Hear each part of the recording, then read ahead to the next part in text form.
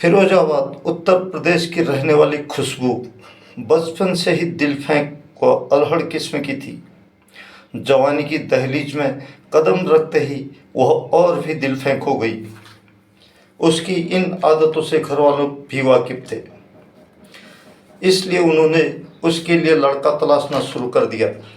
उनकी तलाश दिल्ली के शाहीन बाग इलाके की नई बस्ती ओखला में कपिल के रूप में पूरी हुई। खुशबू की शादी कपिल के साथ कर दी गई। शादी के बाद खुशबू दिल्ली आकर रहने लग गई। शादी का पहला साल बड़ी हंसी खुशी के साथ गुजरा। उसके बाद जो हुआ वो सुनकर आपके भी होश उड़ जाएंगे दोस्तों। नमस्कार दोस्तों, क्राइम अब तक 302 में आपका स्वागत है। दोस्तों, मैं कहानी शुरू करूं इससे पहले आपसे अनुरोध है कि चैनल को सब्सक्राइब कर लें। अगर कहानी पसंद आती है तो इसे शेयर करें, लाइक करें और कमेंट करें। मुझे अपना सपोर्ट दें, अपना आशीर्वाद दें। चलिए, क्या हुआ था खुशबू के साथ, शुरू करते हैं उसकी कहानी। खुशबू आए दिन अपने मायके फिरोजाबाद जाने लगी। कपिल, जो उसका पति था, वो खुशबू को समझाने लगा कि रोज़ मायके जाने से क्या हासिल होगा, लेकिन इस बात का खुशबू को फर्क नहीं पड़ता था। वह अपने रवैये में कुछ भी बदलाव नहीं ला रही थी। कहते हैं, स्त्री को पराये मर्द और पुरुष को पराई स्त्री की जब लत लग जाए तो दोनों घरों की बर्बादी तय समझो। खुशबू के दिमाग में वासना का कीड़ा जन्म ले चुका था, इसलिए वह हर कुछ दिन बाद मायके का रुख कर लेती थी। अब कहीं न कहीं कपिल को भी खुशबू पर शक होने लग गया था। कपिल ने खुशबू की जिंदगी जासूसी करनी शुरू कर दी। इसी बीच खुशबू ने एक बच्चे को जन्म दिया। कपिल ने सोचा कि अब सब ठीक हो जाएगा। खुशबू अपने बच्चे के साथ समय बिताएगी और उसका लालन पालन करेगी। मगर हुआ इसका ठीक उल्टा। खुशबू अपने 2 माह के बच्चे को लेकर मायके चली गई।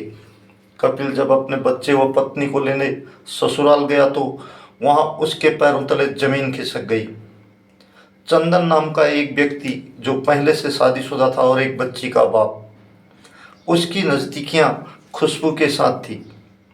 यहाँ पर कपिल का शक सही साबित हुआ। फिर भी अपनी गृहस्थी बचाने के लिए उसने यह सब नज़रअंदाज कर दिया। खुशबू को अपने साथ दिल्ली चलने के लिए मान मनोबल करने लगा। इसके एवज में खुशबू ने कपिल के खिलाफ घरेलू हिंसा का केस दर्ज करा दिया और मेंटेनेंस के लिए खर्चा मांगने लगी। अब कपिल हर महीने की 10 तारीख को दिल्ली से फिरोजाबाद कोर्ट में तारीख पर जाता और दूसरे दिन दिल्ली लौट आता था। इधर खुशबू ने चंदन के साथ मिलकर एक घिनौना प्लान तैयार कर लिया था। खुशबू ने चंदन से कहा कि हम दोनों शादी कर लेंगे, उससे पहले कपिल को रास्ते से हटाना होगा। इसके लिए चंदन तुरंत तैयार हो गया। प्लान के मुताबिक जब 10 फरवरी को कपिल फिरोजाबाद कोर्ट में आया तो खुशबू से बात करता रहा, जो हर बार करता था। लेकिन आज खुशबू के दिमाग में उसका रचा हुआ प्लान घूम रहा था। खुशबू ने कहा कि आज तुम्हारे बेटे की बहुत तबीयत खराब है, उससे मिलने घर चलो।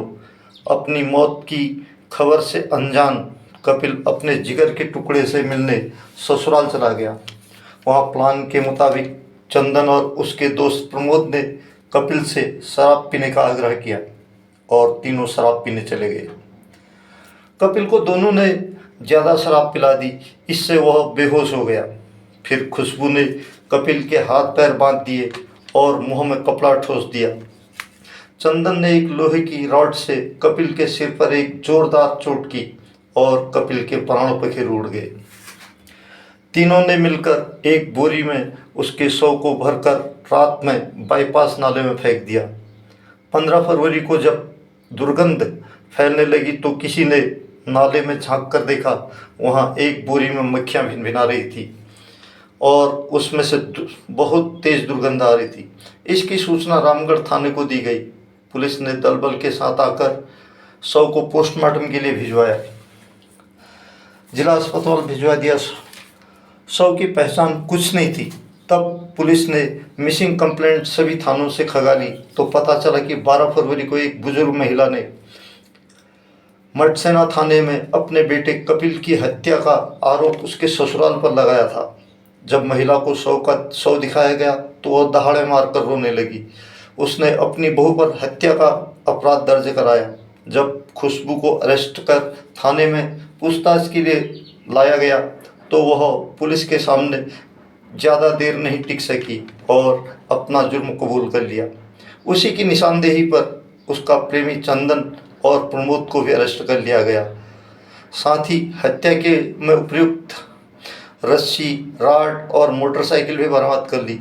तीनों पर हत्या की धारा 302 का केस दर्ज कर कोर्ट में पेश किया गया। कोर्ट ने तीनों को सलाखों के पीछे भेज दिया।